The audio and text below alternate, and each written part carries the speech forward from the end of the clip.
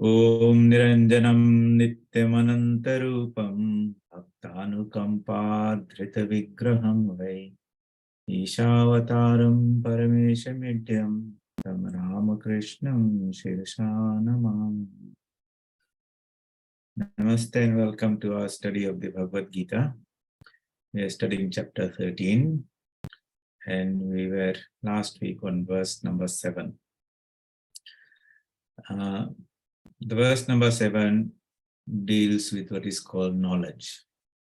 Knowledge that can be practiced, which will lead to the knowledge of the difference between the Kshetra, which is all nature, Prakriti, Metta, and Kshetrajna, which is the pure consciousness, the Nava, the Purusha, and how they are two, but when they combine together or interact with each other, it creates what is called this ego, which is Chit Jada Granthi. Chit is consciousness, Jada is Prakriti or nature, Granthi is the knot or the intersection or binding. And when the two things come together, then this individuality, personality, the human being is produced. The being is Chit, the human is the product, or animal, plant, whatever comes. So these are to be practiced, and the purpose of that is to purify the mind. And as the mind becomes purified, the knowledge of the Atman becomes reflected better in a sattvic mind. So these qualities are to be as much as possible in different situations. These are the ones that will take us closer to ourselves. That would be the path of nivritti.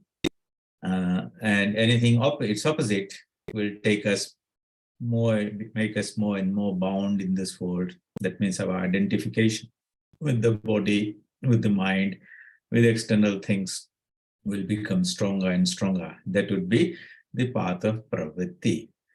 We were going through some of the qualities: amanitvam, adambhitvam, ahimsa, shantir, arjavam, acharyo upasanam, Saucham, Sthairyam, Atma Vinigraha. We completed some of them. Amanitvam means humility.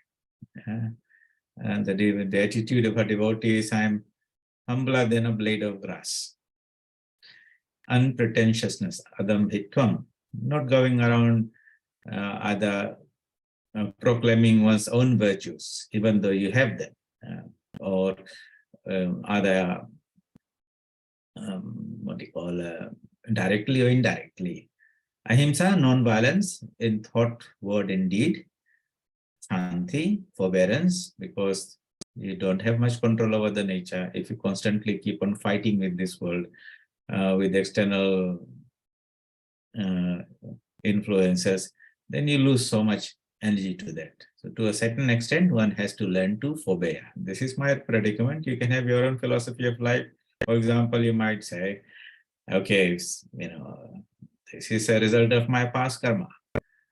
Whatever those experiences are going to come, I will try to work them out in this life, quietly, silently, because sooner or later that has to be worked out, if not now, in another life. So the approach is to get over it, but I will not contribute any more to it. So sometimes people have that type of attitude. This is prarabdha, this is my previous karma, let it go over, let me forbear them. That would be Shanti.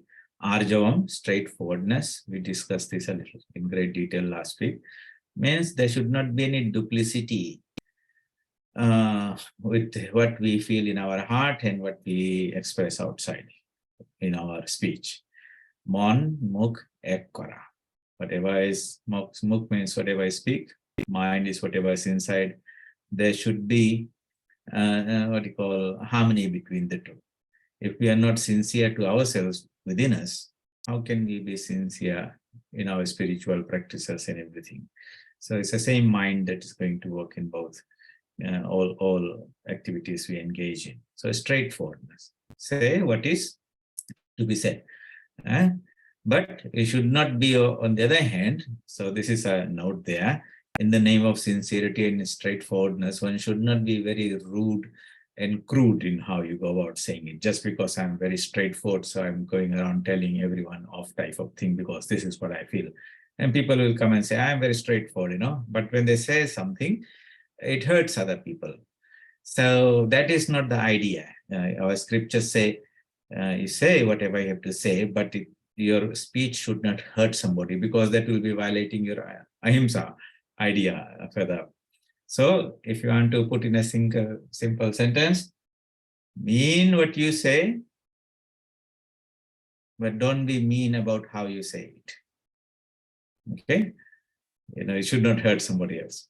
Acharya Upasanam, service to the spiritual teacher. I explained to you last week how imagine a ashrama situation or Gurukul, the students give some service, not personal service, maybe fetch some water, go and collect some firewood for the cooking or the havan and all that. And because the spiritual knowledge that you are getting cannot be paid in any other way. So it's just whatever it can be done to render some service to the teacher. In this age here and time, it depends on people. So, Socham, cleanliness. Socha. This is, you'll see some of these qualities are already coming up in the Yama and Niyama of the Patanjali Yoga Sutras, the moral and the ethical disciplines. Ahimsa, Socha, Santosha, Tapasva, Dhyaya. So here you see Ahimsa is there, Socham. Socham means purity, cleanliness of the body, of the mind, and of the heart. These three things, one has to be very, very alert all the time. Physical cleanliness means taking bath and wearing clean clothes and all that. That's easily done. Mental and emotional, or cleanliness of the mind and heart, those are the more important ones. So what are the impurities of the mind and heart? Attachment, raga, dvesha, aversion to people or something, anger, hatred, jealousy, greed. These are called the 6 enemies in the spiritual life. Kama, Krodha, Lobha, Moha, Mada, Matsarya. And these, one has to be very, very vigilant not to allow these intruders to take residence or tenancy in the mind and create havoc there, so to say. Stherium. Stherium means steadfastness. So, sthira, if your mind is your attention and your focus or engagement, whatever you're doing, if you can't have some degree of steadfastness, then you'll find that we will not achieve our goal, because most activities require some persistent effort, anything for that matter. It could be something very, say I'm going to sit down and meditate for 30 minutes or an hour. And if you're not able to sit down, you're itching and twitching and mind is going all over the place. That is not, it's not good, conducive to good meditation. Stherium, if somebody says, I'm going to complete a degree in 4 years' time, if they lack stherium, then after some time they give up and take something else up. So in the spiritual path, this is a great quality, because a very important quality, because mukti doesn't come over a short time. Yeah, one has to persist year after year, life after life sometimes to reach that goal. And if the stherium is not there, then one cannot succeed in the goal. It's called perseverance. Swami Vivekananda says, every spiritual aspirant must have these 3 P's: purity, patience, and perseverance. Saucham is purity of purpose. Patience. It should not say, I've just been meditating for so many hours or so many days and nothing is happening. One has to be patient, because we might do so much from our side, but the actual realization comes through divine grace, and one must be extremely patient and wait for the right moment to come for that to happen. And perseverance, not giving up. So stherium here is steadfastness or perseverance. Atma vinigraha, control, nigraha. Nigraha means control. Vinigraha means full control. Atma here means body and the senses. So one has to rein in the wild horses of the senses. I mentioned in the Kathopanishad, the example is given of a chariot, which is pulled by the horses, and the horses are held together by the ropes, and the person who is holding the rope is the charioteer, who is the Sarathi, and the rider is the person who has commissioned the journey. So the body is the chariot. The five senses are the horses. And if there is no rope tied to the horses, then the horses will go wherever they want. Or if the rope is slack, because the person who's holding it, the buddhi is holding it. What are the ropes? The mind. So the mind is the rope, the buddhi is the person, Sarathi. And if the buddhi is awake and alert and strong, then the ropes are held very tight. That means the mind is strong, and is with the help of the mind, you're controlling the senses. And then the horses are under control and they're remaining on the road to the proper destination. So in that way, the example is given in the Kathopanishad. Atma Vinigraha means control of the body and the senses, organs, both karmendriyas and jnanendriyas. We talked about in the earlier description, there are the five objects of the senses which are constantly trying to attract the mind outwards. There are these five senses which have the corresponding objects after which they run. And we have got these five sense organs of action, karma indriyas. Jnanendriyas are the sense objects, organs, and karma indriyas are the organs of action. Now, if these are uncontrolled, then what happens is they, by force, pull the mind away to the external world. And so your best help in the spiritual journey is the Sarathi, the charioteer, who is holding the mind very tight. And the mind is a strong mind, not something flimsy string, strong rope by which the senses are controlled. Only then we can reach the destination. So you see, yama and niyama are those disciplines by which we restrain these outgoing tendencies of the mind, which are being pulled away by the senses all the time. So these are some of the disciplines that have to be practiced. They are classified under jnana because they will lead to knowledge. All right, so you will see that I have given some footnotes there. And at the bottom of this, in the footnote, I've just put two references. One is from Holy Mother. Mother says, why do we, so she's talking about humility. Why should we be humble? Is it just like, humility is a nice thing, and when I'm humble, I humble myself in front. Hum kuch nahi janta hai, bahut bhola bhala, like that type. Not that this type of humility. Here it means in the fullness of one's spiritual realization, that means when one has reached the highest level, what will one experience? One will find that he, means the Atman, who resides in one's heart, resides in the heart of others as well. In all of, who are they? The oppressed, the persecuted, the untouchable, and the outcast. They are especially mentioned because people think not very highly of them. And even in them, that same Atman that's residing in me is present in them.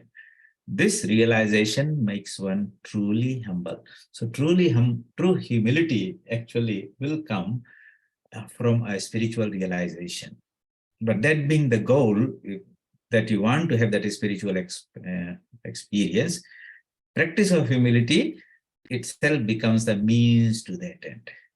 But the meaning of the humility is beautifully explained to Mother here. It's a spiritual virtue where we see oneself in others and others in oneself, basically. And therefore, how can one can harm or hurt or look down upon somebody or consider oneself to be higher and better when all are different waves in the same ocean? So that is I thought I had quoted there to see what Holy Mother had to say.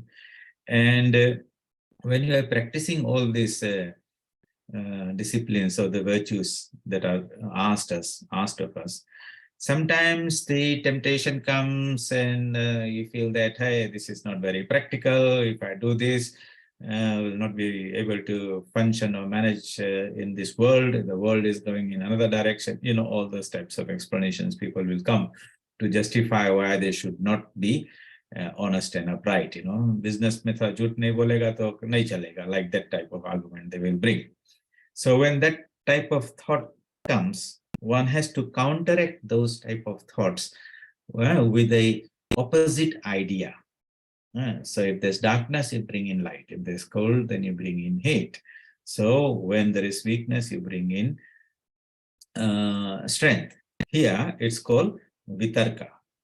It's called pratipaksha bhavana, means counter thought. Pratipaksha, opposite. Bhavana means thinking in that way. And what is that thinking? So when such a temptation comes to slip from the ideal, because even though intellectually I should be doing this, but somehow the conviction is getting a little wavered because some situation has come and you say, hey, this is too much to lose or something. So this is how one in Patanjali Yoga Sutras, in chapter 2, Sutra 34, Maharishi Patanjali says, look, reflect in this way. What does he say? Perverse thoughts like ahimsa and all those things, when they come, one must pause and say, what are the consequences of this, what I'm going to do? Maybe immediately in a material way, I will have some material benefit. I might win some money, get some money, or get a job or something like that, because people will tell a lie and they think that is justifiable or something. Okay, for very sincere spiritual seeker, they will not compromise with those things. And how do they get the conviction? They said, look, so in this verse here, here it says, there are consequences of it. What is that? Dukkha ajnana ananta phala. Dukkha ajnana ananta phala. Dukkha means misery, suffering. Ajnana means ignorance. Ananta, endless pain. This will result in endless pain and ignorance. Phala. Phala is the result. Dukkha. All these actions, if you go down that path, the result would be there's endless pain and suffering, which will cause us to be born again, or later in this life suffer for that, and maybe force us to be born again in another lifetime. Is that the price you want to go pay? And immediately the mind will say, oh, no, this is it's not something temporary here. For a small material benefit now, I should not sell my soul. In the Bible, Christ says, what does it befit a man to lose his soul, to gain the world and lose his soul? So when that discrimination comes, one says, no, I will hold on to the right path, even though there might be some temporary losses, but these are not what I'm aiming for. I am aiming for mukti. So sometimes people say, thoda se kar do na. White lie, I will tell a lie, or something like that. So the teacher said, not even that. So the first part is called, how does it? There is going to be consequence. Krit karit anumodita. What does it mean? When this type of things is done by oneself, says krit. Karit, you get it done by somebody else. So the boss says, hey, to some staff, go and do this. That is called karita. Anumodita, you approve of it. You are not directly associated with it. It has nothing to do with it. Somebody comes and says, for example, hey, today at my work, I did this.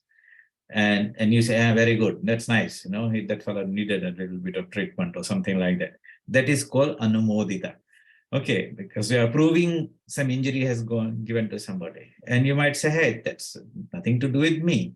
But you see, it is already leaving an impact on the mind. So the path in the karma of work is very, very subtle, very, very intricate. Gahana karmano gati. Shri Krishna says, mysterious is the path of karma. And one can very easily slip in that. One has to be extremely vigilant. So one should not do, one should not get somebody else to do, and One should not even approve of it happening. That's the agencies. Then Lobha, Krodha, Moha, Purvaka. That means Purvaka means either it's preceded by Lobh, greed. You are wanting something, and because of that greed, whether it's money or whatever, one takes up the wrong decision.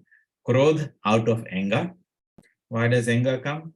In the Gita in chapter 2, Sri Krishna explains, when there's a strong desire and something comes in between you and the fulfillment of the desire, the reaction of the mind is an anger. You'll see that very much in small children. Child wants something and the mother says no, and immediately he throws up a tantrum in anger because you are denying it. So when a strong desire is obstructed, the reaction of the mind is anger, and that throws the whole thing out of order. This anger is a great enemy in the spiritual life.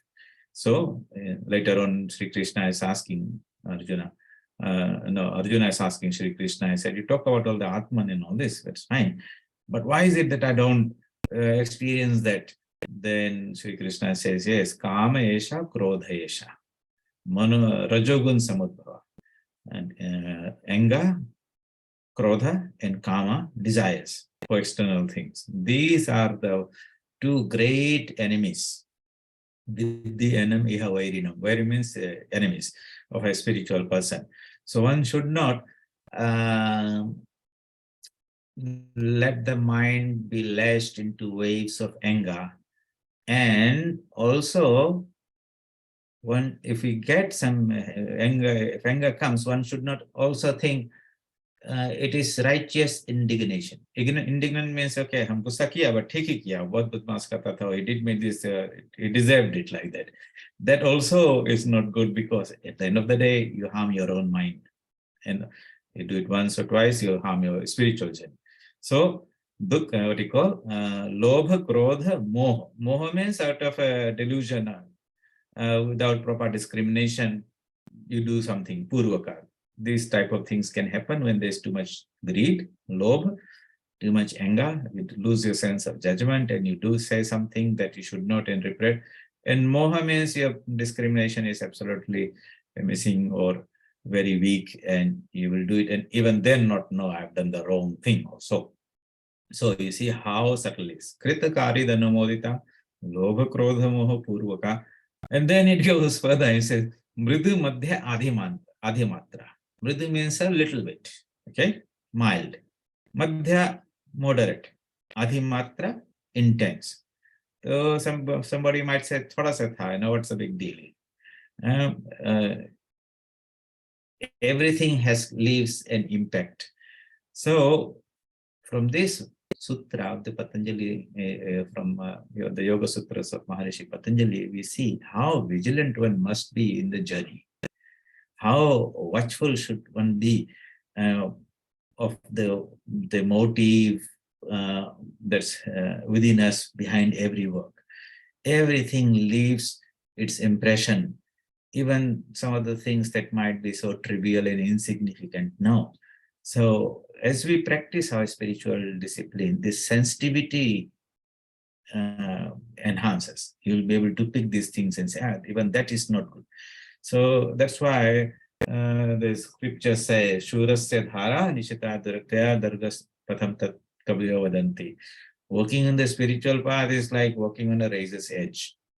One has to be extremely vigilant, because if you are careless, all these type of actions will leave their impression on the mind, and that mind then loses its innate purity, and it is not a fit instrument to realize the Atman, because the Atman is there all the time, but it muddles it up.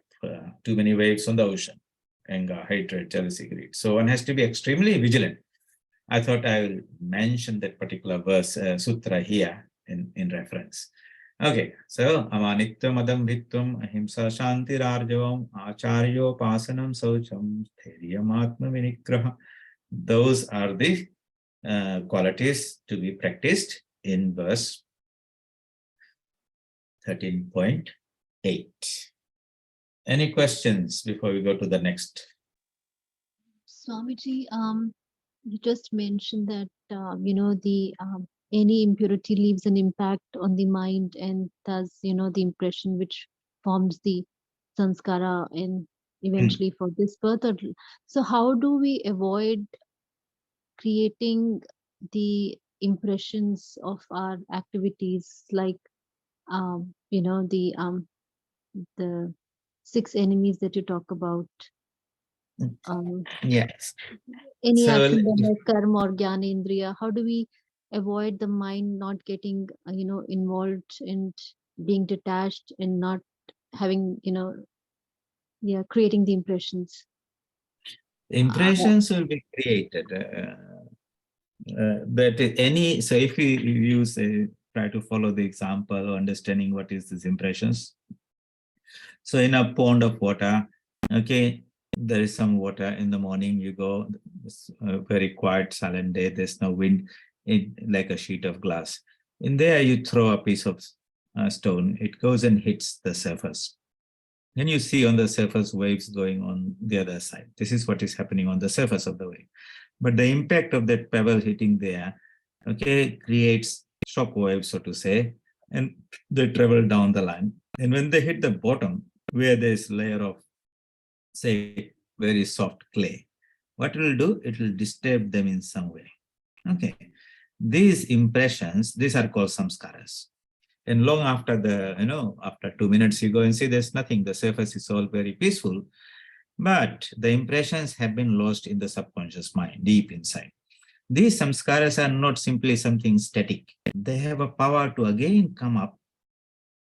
And when you recollect them, when you remember them, or you see that particular guy, for example, let's say this pebble is in the form of somebody who said something not so nice. Okay. And it hit your mind and it created a sense of hurt. It left its impression. The moment you see that particular person again, all the samskaras will rise up there and say, "Hey, last time he did said this to me, and it was very painful." And again, you feel that pain in your own mind. So these are the samskaras. Now, samskaras can be good, samskaras can be negative, bad. All right. And is there a way, like an eraser you can take and erase them, like, like I'm doing here, can you just erase it like that? No, you can't really do that, because the samskaras are what the only way it can be done is when you have the highest realization, then the fire of self-knowledge burns down those samskaras and they become ineffective. And the scriptures say, or sages say, just like you've got some seeds and you roast them, then if you plant the roasted seed, it will not grow into something. In the meantime, what do you do? So one has to be very vigilant, like I said, in trying to say we don't create the negative samskaras and promote creating positive samskaras. Now, let us use another example. In a piece of magnet, you have got what is called magnetic domains. Okay, a ferromagnetic substance, and it has got all these small little magnets that are pointing in all directions. Okay, we have seen that in the physics textbook. And because they're all pointed in all random direction, they neutralize each other. When you want to magnetize them, then you use some way of aligning them in the same direction. And the net resultant sum total then has got a positive direction. That becomes a north, that becomes a south. So imagine these magnetic domains that in a magnet, material magnet, these are like the samskaras. Good samskaras are pointing towards the north, where amanitya, matam, vittam, and all those things that we are doing, or yama and niyama, they're all living good impressions. You want those good impressions, okay? Impressions themselves, they are going to help us. But one will have to go beyond it. So they're also. And anything somebody does in the opposite direction, all right, then those are the negative impressions, and let us say they are pointing in the direction. Okay. So let us say in general, of course, there can be slightly different angles, but by and large, the sum total of all will decide whether the overall character of that person is good or it is, he's righteous, pious, and, dharmic and all that. Or the tendency of the mind will naturally force him in that direction. So that is called the character, the sum total. Sum total of all the samskaras is equal to the character of the person. Okay, and can we change it? So imagine he is a prisoner who has got some very bad samskaras, and because of that he does something wrong, and then he is put away in the prison for 5 years or 10 years. In there he is just locked up and he's thinking about all the same thing he has done. Is what he's doing, he's just making those, because he's constantly thinking about those, he is making those samskaras stronger and stronger. When he comes out, the negative samskaras have not been changed anyway. He comes out and he immediately does the same thing again. So this, it doesn't help that person. By locking him, we have just simply for the time being separated him from the community out there, but that person is not changed. So the question is, can you go and change the samskaras? The answer would be, the samskaras have lost themselves inside there. Right now you can't change. But what you can do is, you can keep on creating the good samskaras, so that the net abundant supply of the samskaras adds to the positive side. Okay, so that's why Swamiji Vivekananda gives a wonderful definition. He says, to be good, to do good, that is the whole of religion. And you may say, what is that? He's not talking about Hinduism or this or that. He's just saying that being good and do good. But if you deeply understand the psychology of it, he says, hey, look, let your thought, words, and deeds at all moment keep on contributing to the good samskaras. The total sum of all this will be so much that if there are some bad samskaras from previous lifetime, whatever, they will be totally overpowered. Your magnet is now pointing to the north, so to say. But when you have the final ultimate realization, then all these samskaras get burnt in the fire of spiritual knowledge. So that is the time they become totally important, would not be able to cause any further rebirth. The seeds have been roasted, so to say. But in the meantime, the method is to be good, to do good. Think of good of others. Think of thought, word, and deed. As much as possible, keep that understanding that all these small activities are adding and adding and adding, and it's strengthening your spiritual life. And anytime you do something wrong, well, you might say, hey, this is gone in the opposite direction. I've done a little bit more harm to myself than good spiritually. And of course, you can't go and change it, but you make a resolve that let me make a double effort to make sure that I will put more good samskaras, good investments, so to say, and build up my character until once swabhava is the nature of a person, the character of the person. He will do good in spite of himself. Okay, it becomes his nature, So suppose, you make a habit of your grandfather or father took you around on your particular birthday, said, let's go and make some gift on this particular day to somebody who's needing. And you do that and you like it, and then you do it another time and like it, and you do it for 5 times. Then because you enjoy it, you will continue. And afterwards in life, whenever there is somebody needing something, you will not need to think, oh, because in the Bhagavad Gita, Shri Krishna has said this, or the Patanjali Yoga Sutra, Yama Niyama says this, and therefore I am practicing. No, it will come spontaneously, naturally. Then this has become, your character has become a swabhava. And if somebody says, hey, don't do that, and try to give some example like these are lazy fellows, I want to help. No, you will still do it in spite of all those counter logics and things like that, because that has become your nature. So that is how, Shweta, these samskaras are to be understood as far as I can explain. It leaves an impression, whether I like it or not. If you pay great attention to it, the impressions are very, very strong. If you repeat that same experience, you are reinforcing those same things, like when you're writing and you keep on running the pen or something on the same thing, it becomes deeper and deeper and deeper. And so it leaves a deeper mark in there, and naturally your mind will then automatically run into it. When you're simply sitting down there, it runs along those same ruts. So the idea is to create good samskaras.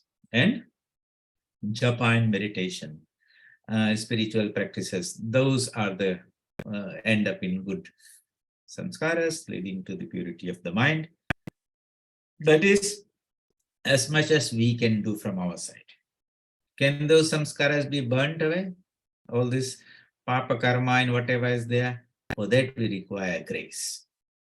Nothing is impossible for the divine. When the divine grace comes in a flesh, in a moment, all those samskaras and everything can be burnt away. Sri Ramakrishna gives the example many times in the gospel, and he calls it kripa siddhi.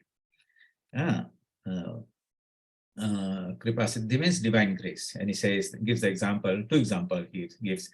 A room that has been left in darkness for 1,000 years, if somebody comes and puts on a light, immediately in one instant all the darkness disappears. Or he gives another one, if there's a mound of cotton and somebody sets it to fire, well, in a very quick time all the cotton gets burnt. Likewise, through divine grace, the fire of divine grace, kripa, shakti path, then he can uproot all the negative samskaras, evil tendencies of the mind, and transform them. You see that in the example of people who were extremely evil and full of himsa and all those things, how through the repetition of the mantra given, and through that the divine grace comes. So a very good example is, Valmiki. He was a robber, doing all those nonsense, hurting people and all that. And then Narada gave him the mantra. But he was so sinful that he was not even competent to receive the name, holy name of Rama. So Narada reversed it, Ma Ra. Okay. And said, okay, you repeat this one. But because he was so persistent in perseverance, and he sat down with great faith in the teacher and practiced that, so much so that an anthill was formed on his body. That's what's the meaning of the Valmiki. And that person composed the wonderful Ramayana saga and all that. So the power of the mantra purifies it. So the question again is, yes, some of the samskaras are to be counteracted by good deeds. Okay, to be good, to do good, and then the others, you have to take the help of the divine power, which comes, grace that comes with the help of the mantra. That mantra then has its own energy, and that brings about a different degree of purification, which we can see in the life of Valmiki. So, does that explain a little bit? Yes, Swamiji. In fact, my next question was this. You answered it yourself, the grace, which the answer is grace. Thank you so much. Yeah. So when you look at these Puranas and Mahabharatas, these epics, they have all these so many wonderful examples that we can refer to. And then it sort of gives you sometimes a greater conviction. If he says, if Valmiki, somebody like that, who has committed all types of things, if he could realize the highest truth by having that faith and through his repetition of this holy name, then that is something I can do. Okay, it's not like too high. And then you get the mantra and try to practice as much as possible all the time in the shop, when taking a walk, doing your washing, cleaning, and whatever is there. Let the mantra run.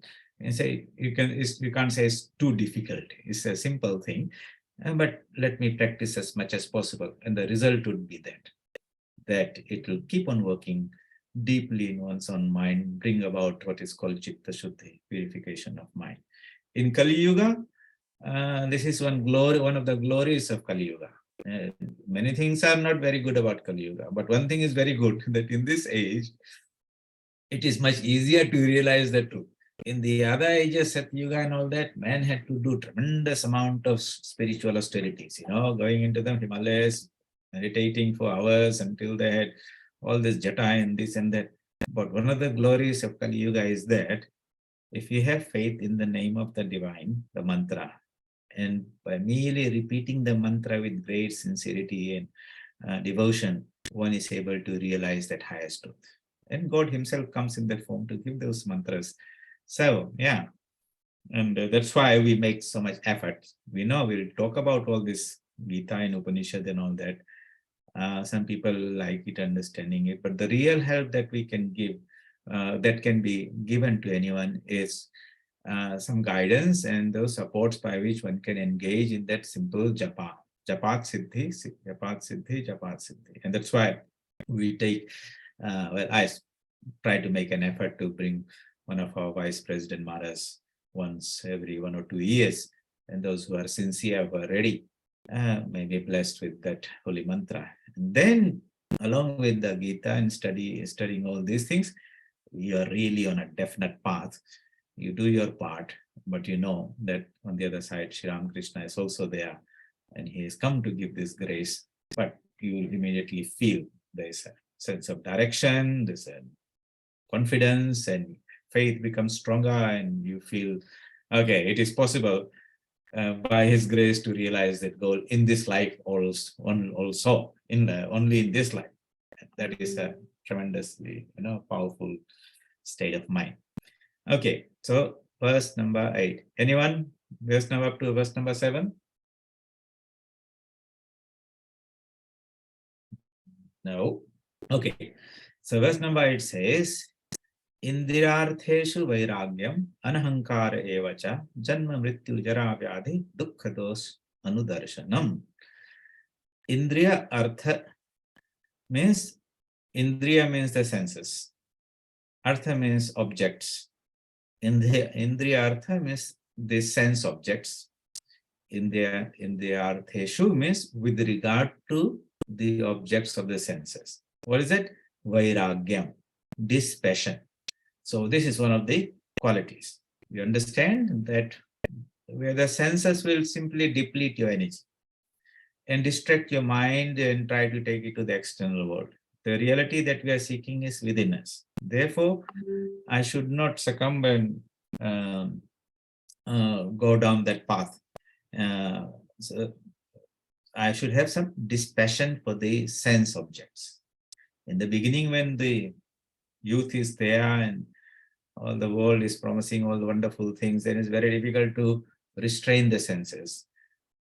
But after some experience in life, or out of one's experience, one understands what's the nature of the world. You get some temporary enjoyment and it disappears. Having understood that, and since we are seeking for permanent bliss, then you can't have the mind going outside and at the same time reach the destination within. You can't be going to the west if you want to reach the destination in the east. So that's why in all these spiritual journeys, we start with some moral and ethical disciplines, do's and don'ts. And these are one of the don'ts. Restrain yourself from excessive attachment to sense objects. In the arthis vairagyam, anahankar evacha. Okay, ahankara means egotism. And egotism is one of, Sri Ramakrishna says, it is the ego that separates the Jivatma from the Parama. And he gives the example, in a pond, if you throw a piece of stick which floats, suddenly that stick will make the water into sections, left and right. Really, it is one constant, continuous water, but the stick gives it sense of dividing it. That stick is the ego in us. And this ego is that I sense. When it is identified with this body mind, so I am very strong, I am very powerful, I'm very rich, and anything that its association is with the external material physical world, that type of ego is harmful. But you can't get rid of the ego. So Sri Ramakrishna says, this rascal of the ego, Sala, in Bengali they use it very frequently, Sala ego, ahankar, you can't get rid of it. You chop it off and the next moment it's there again. He gives the example of this Ch13 tree. You chop it down, next morning you see another shoot is coming out of that. So he said, okay, since it cannot be removed totally, destroyed, let it remain as a servant of the divine, or let it establish some spiritual relationship with the divine. And so he says, in our spiritual life, everyone should adopt some relationship with the divine. Either you look upon the divine as a friend, like Arjuna looked upon Krishna, or like a servant, like Hanumanji looked upon Sri Ramachandra. These are very nice. Or the one that he practiced and preached, look upon yourself as the child of the Divine Mother. He said that's a very, very pure and very easy to practice relationship with respect to the divine. So what happens then when you relate yourself to the divine, it's like at that time, it is like the divine is the numerator and the ego is the denominator. And as the ego becomes less and less and less, you can see that or not?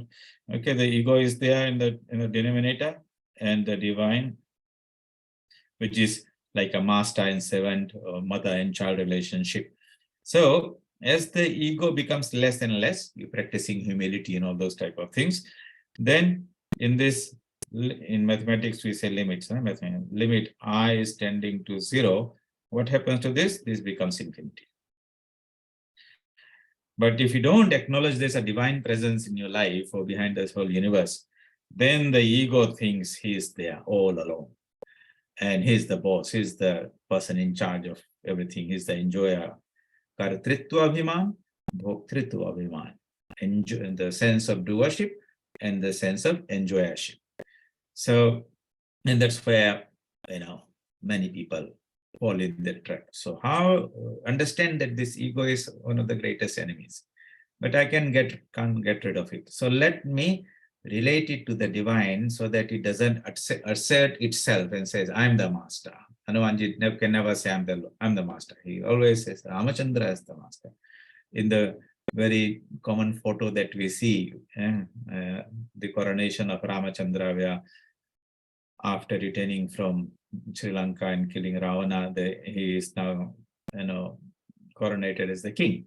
So Ramachandra and Lakshmana and Mother Sita are standing there. And when you see that picture, what's the position of Hanumanji? Is he standing next to them? No, he is there on his knees. What's the position of his hands? Folded. What is the instruction? Or how can I save you?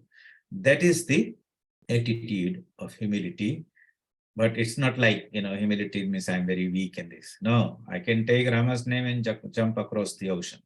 And I'm strong in the strength of my master. So again, here humility and all this thing doesn't make one weak. It makes it strong, but we are just a channel through which the divine power operates. So anahankara, absence of ahankara, egotism. Indriyartheshu vairagyam anahankara evacha. Eva means also and also. Then comes Janma Mrityu Jara Vyadhi. Okay. Janma is birth. Mrityu is death. Jara is old age. Vyadhi is a disease. Dukkha.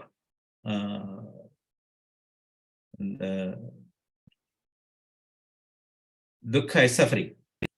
What is it? Dosh anudarshanam. So when you see dosh, kisi ka dosh dekhna means find some fault or find something wrong with that. And when you are seeing it is something wrong, then you will not go after it.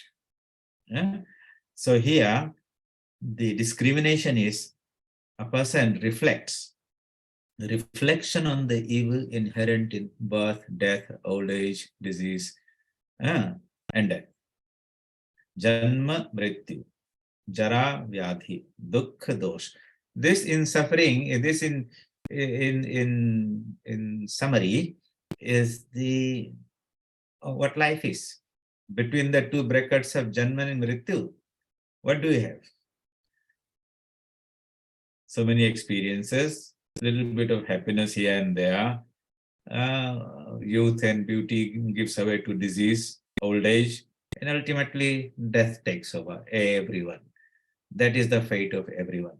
So when one sees this life is just only fraught with all these things, there's nothing permanent here.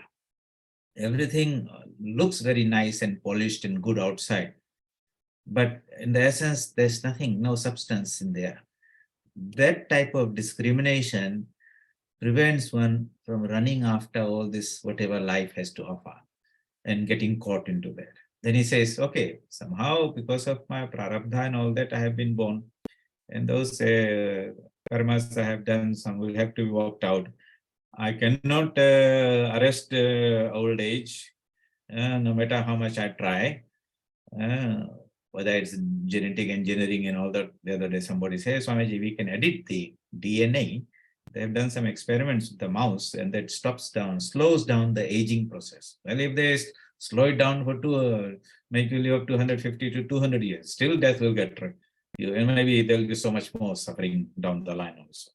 So this is the same story. Again and again we are going through that same chakki, getting ground to powder, and then we come back to it.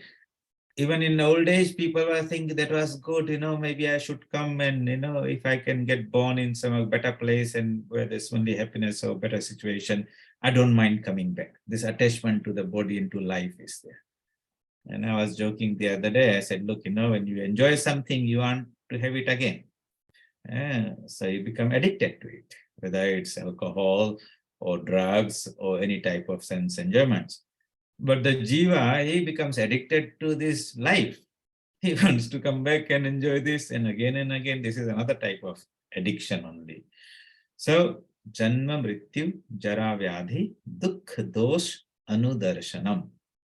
Anudarshanam means reflect. Reflect that in the true nature of what this world is. And when you can see through the superficial facade, apparently beautiful, but not really beautiful, apparently giving some happiness, but in the long run, it's source of some misery only. Then the mind will say, okay, I don't want to have that anymore. So that's where the discrimination comes. I would recommend to you, if you wish, to read what is called Bhartihari's Vairagya Shatakam. There's a beautiful Shatakam, is 100 verses on this. Is this composer, his name is Bhartihari, Vairagya Shatakam. So it's available on the internet. Just search there and you find the English translation. Basically, he takes us through all the things that life can offer and show that. And the final sentence is, what does it say? Sarvam vastu bhayanvitam bhuvinam vairagyam eva bhayam. Sarvam vastu, all things in this world. Bhui dranam, men, remember this. Sarvam vastu bhayanvitam. Everything is fraught with fear. Why? If you have health, then you're afraid of anything that can take away your health. It could be this Mr. COVID that came and got the whole world shivering and quaking out of fear. The whole world gets arrested. What is the cause? Not the COVID. It's the fear of death that they think the COVID will cause. If somebody has got money, then he's afraid of losing it through theft or something like that. If somebody has got a good reputation, then he's afraid of losing that because somebody might, bring his reputation down.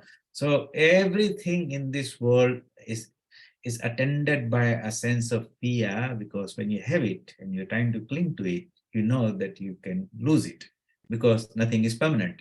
This world is changing. One moment you're at the top of the wave, next moment the moment is that it will come down. So what is that gives fearlessness? Today we are talking about this subject. What? Fearlessness and strength. Vairagyam eva abhayam. True fearlessness, abhayam, comes through dispassion, vairagya. That means I have understood what you can all offer. I'm not interested in anything that you want. What I'm seeking for is within me. That's my own nature. The world cannot give anything. I don't want to be tempted by the world, whatever it has to offer, because I am the being, more powerful. I'm the infinite existence, knowledge, bliss. The world can give me only limited knowledge, limited existence, limited bliss. Why should I settle for that?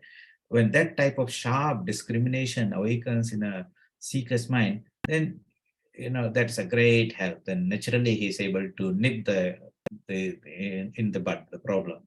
As soon as a desire arises for something material in the world, he brings out his sword of discrimination and chops it down. There, so say, I know where it's going to lead, and the world doesn't have anything to give to me, no matter how much it might promise. What I am, that is far superior to anything this whole universe can offer in this life or hereafter. So that type of spiritual discrimination, vairagya, is very, very important in the spiritual life. Sri Ramakrishna says, sometimes I have said, there's a song on Sri Ramakrishna. Esheche nutun manush dekbhi jadi ai chale, viveka vairagya chuli dui kanthe sada chale. A new man has come in the town. Let's go and have a look and meet him. What is it? He has got 2 bags on his shoulders.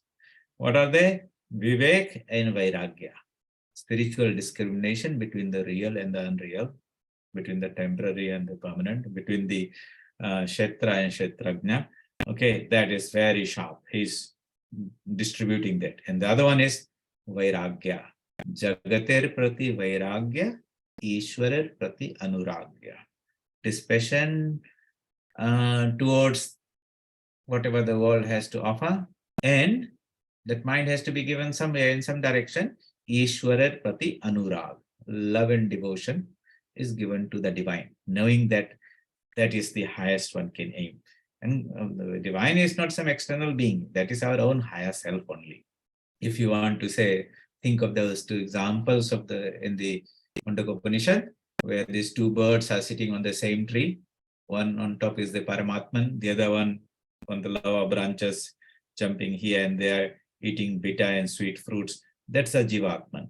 But as the Jivatman rises higher and higher, and why does it rise higher? Because it eats a very bitter fruit. And suddenly it looks up at the other bird on top and says, oh, that is so much full of bliss and peace. And it becomes attracted to that ideal and jumps 1 or 2 branches up. Again, something comes, some temptations come, experience comes, and it begins to enjoy that. That could be, I have one, for example, that could be, let me go and enjoy the heaven, another higher branch. But ultimately, as it keeps on eating the bitter fruits, getting knocks and blows in this life, his hypnotism gets, he gets a bit more and more dehypnotized every time.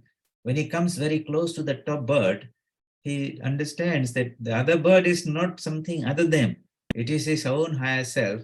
What he was is only a reflection, and the reflection merges into the upper bird.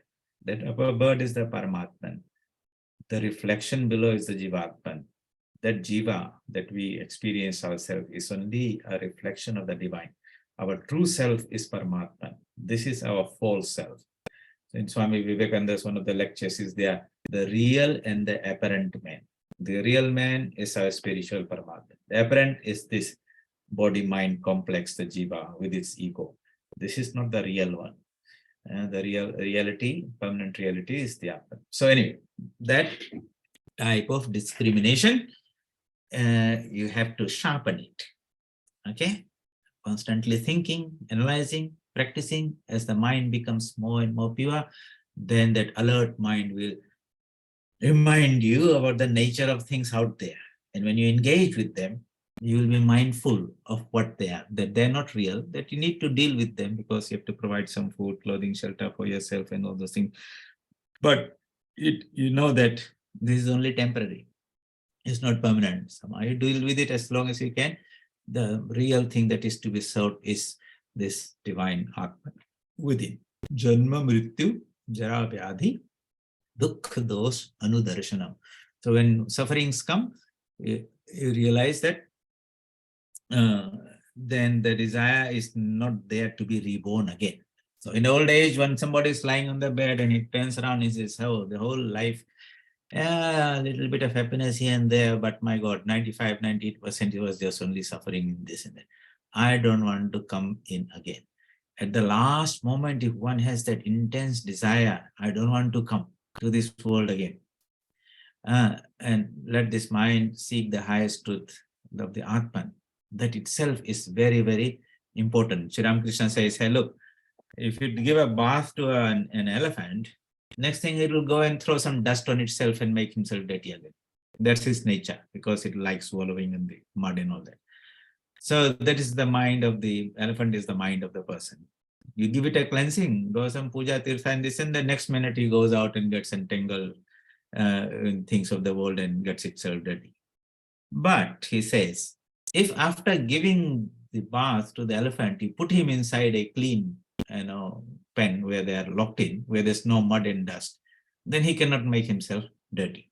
So at the last moment, if one is able to take the divine name and develop that vairagyam, that pure mind is then a means to rise to the high level. It doesn't pollute, and that's very, very doable. That's why in old age, you practice your japa and meditation as much as possible, intensify the practices, and later on, when we can't do very much, a lot of work and things in old age, physical activity is not possible. The mind has been trained sufficiently, and you are happy in your own company and the company of the divine, and just ready repeating your mantra, because now it has become spontaneous and natural. And I said, okay, whether it's going to be another 3 years or 5 years, but let it all work out, all the prarabdha karma finish, I will hold onto the mantra. The last thought will determine the trajectory of my next life. And if I can leave this whole thinking about God, holding to a mantra, that is the way to depart.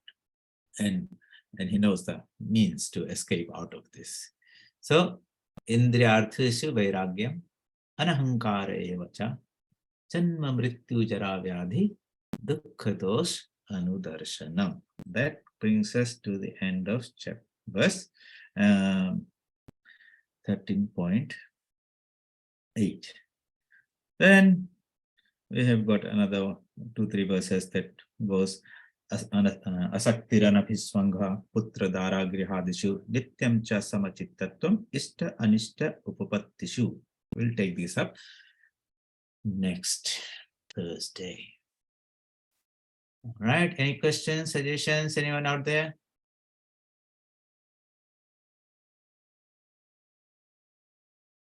All very quiet. All right, 9 o'clock. Let us offer this to Shri Ram Krishna. Om Asato Ma Sadgamaya Tamaso Ma Jyotirgamaya Mrityorma Amritam Gamaya.